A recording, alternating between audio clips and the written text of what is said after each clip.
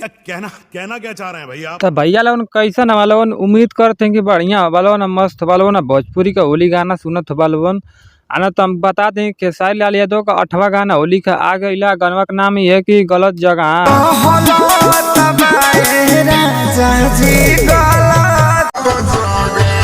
अभी गाना कैसन बा, ठीक बा कि खराब बा, ई होली में कैसन गईले बाड़े खेसारी लाल यादव, इसे तो लोग सुन के बतईबा लोग ना हम का बताई। लेकिन हमके जौन बात बताए कि हम तो के गाना में बताए थे, तो ई गाना देखबा तो जल्दी बन आइल बा। बदनाम इंटरटेनमेंट चैनल से आइल बा। चैनल में बदनाम तो गानवा यो बदनाम समझ लो उनकी बात खेसारी लाल यादव का आना। तो ई गाना में तो उनके बता दी सिंगर के बारे में। तो जे सिंगर बा खेसारी लाल यादव और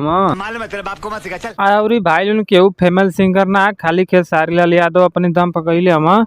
काहे से कि अपने दम पर बहुत गाना हिट कर चुकल हो। तो यो गाना जो गईले बाड़ा अपने दम पर गईले बाड़ा होलिया वाला गनवा जोन गनवा का नाम जन तो लोग जानते बड़ा लोग की का हम तो लोग के बताई कि गलत जगह। अब कौन जगह बा गलत, अब तो खेसारी लाल यादव बताइए हम तो वीडियो में हम तो लोग के बढ़िया से कुछ बताए थे। तो ये गाना में जन बात बतावे नहीं भाऊजी, ये बात बतावे नहीं खेसारी लाल यादव से कि जौन तू आई पिचकारी लेके मतलब खूब बरियारी से जो रंग लगावत बड़ा तुर देले बड़ा पागा। तो के एगो बात बता दें कि जौन पिचकारी से तू रंग डालत बड़ा वो गलत जगह पर मतलब कि लगावत हुआ, ये बात बतावे नहीं भाऊजी।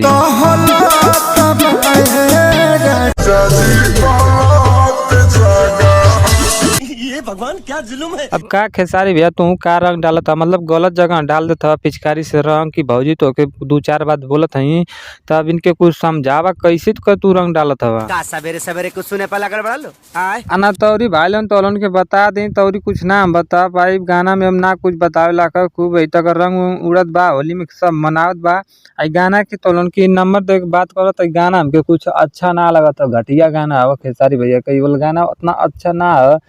का के नंबर दिया या काना दिया तो लोग एक गाना के सुन के बताइए लोग कैसन गाना है। हमके तो उतना अच्छा ना लगल है गाना, सबसे खराब गाना लगता कि ये है अब ले जौन गईले रहना। तोबा तोबा तोबा थारा मूड खराब कर दिया। तो पता ना कौन गाना लिख दिले, ऐसन गाना लिख के खेसारी लाल यादव के थमा दिले बा कि खेसारी लाल यादव गाना ये अच्छा ना लगत हो उतना।